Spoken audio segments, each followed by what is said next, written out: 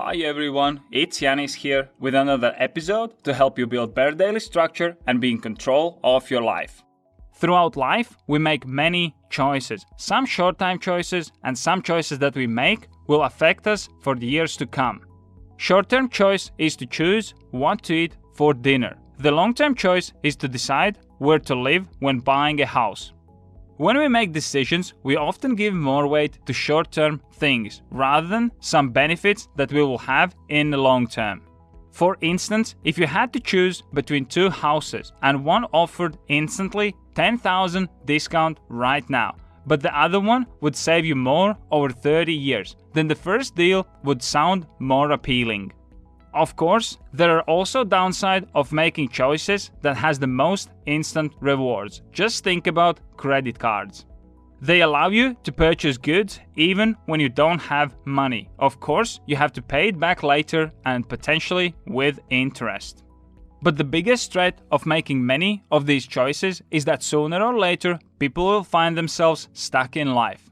Stuck in a cycle where they wake up, go to do the things that they have to do every day, and in the evening they go to bed without any sense of achievement or satisfaction.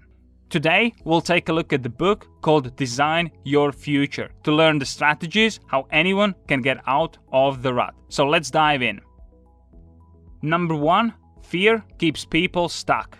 When people find themselves stuck or unhappy with something, they want to change, but the fear keeps them stuck. People usually take action when they don't have any other choice than to do it. When people know they have to change their jobs, they often don't do it until they get laid off. Change is difficult and nothing is scarier than unknown. Sure, situation might be bad, but what if it gets worse?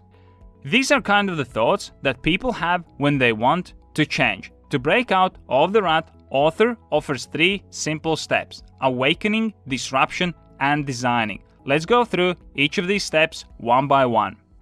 First, awakening. This step is all about reflection and becoming aware of the patterns and habits that keep you stuck and unsatisfied. The best way to reflect is to write down how you feel about certain things. If you do it repeatedly, you will start to see the patterns. Becoming aware of the things that make you unhappy and keep you stuck is the first step to changing them. Second, disruption. This step is all about experimentation. Here, you'll try out new things to disrupt the old patterns.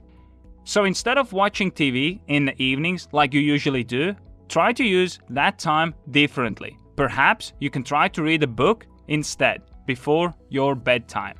Keep in mind that it is important to keep recording these activities and how you feel about them, as this will help you to adjust.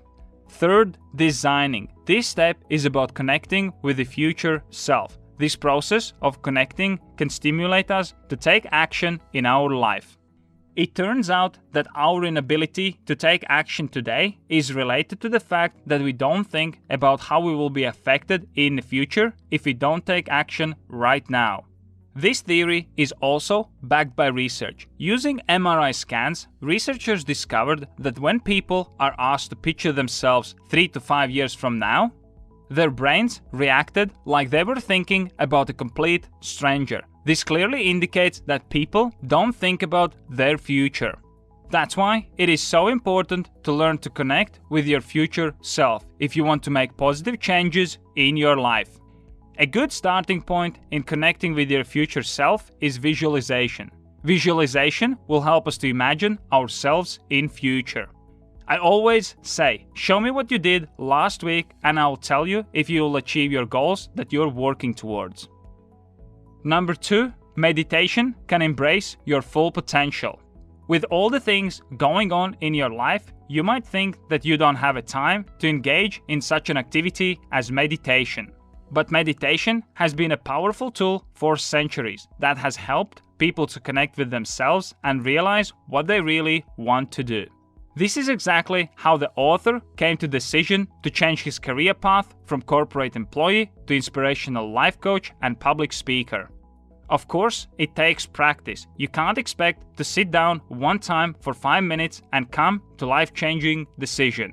To stay persistent with meditation, keep it short and sweet. The key here is to stick with it as one of your little habits. Number 3, supportive inner circle. One of the things that is really hard to change is relationships, because we often feel deeply connected to people around us. Relationships are playing an important role in our lives, but you have to be careful, because as much relationships can be helpful, they can also hold you back. If your closest friends have a skeptical view about things that you're doing, then their skepticism will affect your goals in a negative way.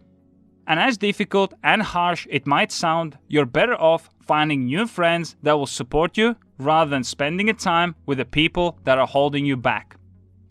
Number 4, selective focus. We all like to work towards multiple goals at the same time, but focusing on one thing at a time makes it more likely to fulfill our ambitions. So what to do if you want to achieve multiple things? The key is to work on one thing at a time as your main focus and push it forward with all your energy. Let's say that you have multiple goals. You want to write a small book, learn to code, and build an app. You have 2 options how to approach these goals. 1, start to work on all of them at the same time. Or 2, take one thing at a time, get it done, and then move to the next one. The problem with many people is that they take on too many projects that stretch them out too thin, and then they give up on all of them because of the lack of the progress. Lack of the progress is one of the biggest reasons why people are giving up on their goals, because nobody wants to do something that is not moving forward. Number 5, daily rituals. Great way to start designing your future is to build some rituals that will help you to move forward and also will be helpful in the future. Start with creating a great morning routine that sets you up for the day. First hour of your day is probably the most important one. So if you invest your time in making sure that you get it right, it will instantly improve the rest of your day as well. Evening ritual or last hour of your day is very important as well. Use this time to disconnect from all your devices so that you can have a great night's sleep. If you want to manage your time better, have more structure in your life, and achieve your goals, make sure you check out my time planning application. You can set goals and track progress towards them, create time blocks and build your own daily structure, as well as log your time and measure your performance. Best of all, it's totally free, so press here to check it out right now. I'm working on new videos every day, so be sure you subscribe so you don't miss my next episode.